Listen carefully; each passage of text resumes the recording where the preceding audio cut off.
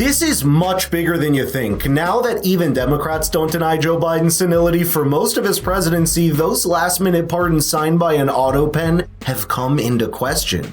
You need to see how Caroline Leavitt shut down CNN's Caitlin Collins over this question, because there's a much bigger story here than I need to tell you about. Sure, Caitlin. I have two questions for you, one on the flights, but first on the president's post overnight saying that the pardons that were issued by President Biden preemptively to members of the January 6th committee, that they're now null and void.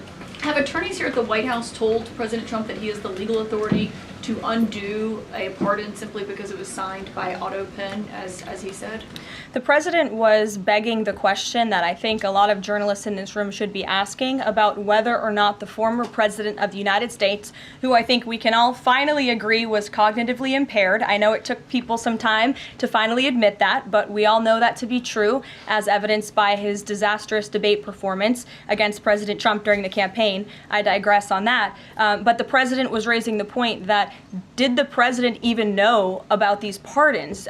Was his legal signature used without his consent or knowledge? And that's not just the president or me raising those questions, Caitlin. According to the New York Post, there are Biden officials from the previous White House who raised those questions and wondered if the president was even consulted about his legally binding signature being signed onto documents. And so I think it's a question that everybody in this room should be looking into, because certainly that would propose perhaps criminal or illegal behavior if staff members were signing the President of the United States autograph without his consent. Biden is on the record talking about issuing preemptive pardons to these people. But was he aware of his signature being used on every single pardon? That's a question you should ask the Biden White House. Is there any evidence on that he wasn't aware of it? You're a reporter. You should find out. Okay, Sean. You know what's crazy? How Caitlin Collins framed this as a question of technicality is similar to what you see most of the mainstream media doing, because they just don't want to talk about the elephant in the room that everyone across the political aisle knows now, that Joe Biden was a mentally diminished president, especially near the end of his term when these pardons were signed. And you shouldn't let anyone distract you from that. By the way, we're speaking the hard truth that no one else is willing to speak, so please be sure to subscribe to the channel to become part of the conversation. Now, of course, autopens have been used and declared legal since 2005, but it's undeniable that it's been mostly used to sign less important matters like cards, correspondence, texts, and congratulatory or condolence letters from the president. You don't find the president using the autopen for something as sensitive and important as an executive order, especially when we know that the people around Joe Biden had every incentive possible to use the autopen to sign those pardons. This was a fluke. This was something that if we had a competent president, it would not have happened. The man was grossly incompetent. All you have to do is take a look at he signs by autopen. Who was signing all this stuff by autopen? Who would think you signed important documents by autopen? You know, these are major documents you're signing. You're proud to sign them. You have your signature on something. In 300 years, they say, oh, look, can you imagine? Everything was signed by autopen, almost everything. Nobody's ever heard of such a thing. So, should have never happened. And that's why I think they're going to litigate this matter further to determine whether these orders and pardons even hold. Donald Trump wrote on Truth Social announcing, quote, the pardons that Sleepy Joe Biden gave to the Unselect Committee of political thugs and many others and hereby declared void, vacant, and of no further force or effect because of the fact that they were done by autopen. In other words, Joe Biden did not sign them, but more importantly, he did not know anything about them.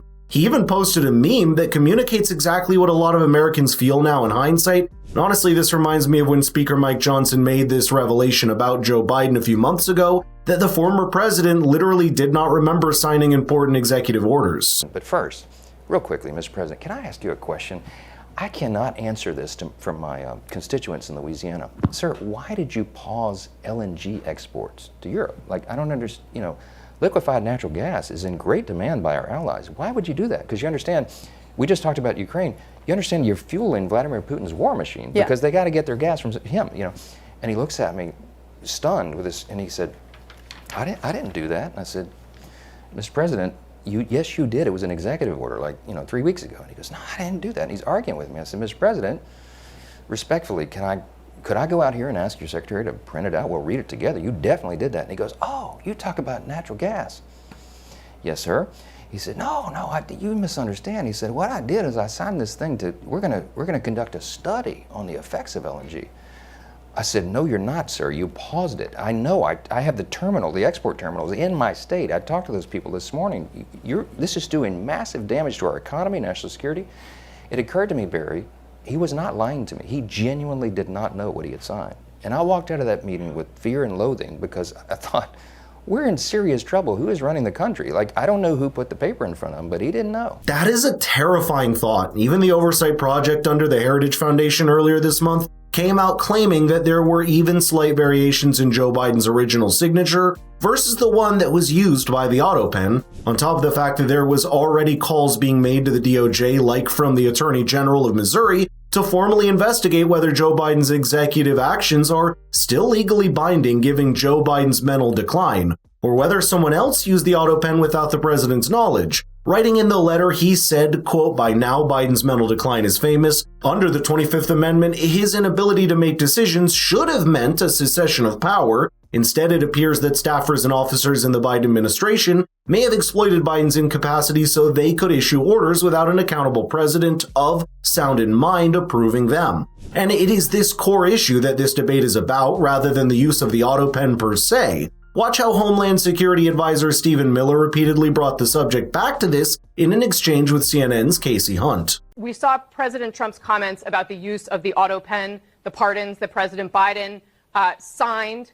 And I just want to know from you, has President Trump ever used an autopen to sign official documents, either in his first term or since he took office a second time? Well, I've seen President Trump hand sign every executive order my whole time, and every part. Have you ever seen him use an autopen? For him. But President Trump signs every single critical government function document. But here's the more important point about that, even more important.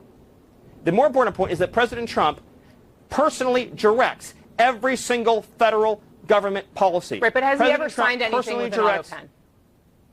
To my knowledge, every single executive order, every single proclamation, every single major government action, every single thing that affects the lives, safety, and livelihoods of the American people that comes out of the executive office of the president, he has signed. But more importantly, he has directed, he has briefed, he has been involved in. And this is the most important point. It's not just that Joe Biden used the autopen. It's that he didn't know it. He was not briefed on it. He was not aware of it. He did not approve it.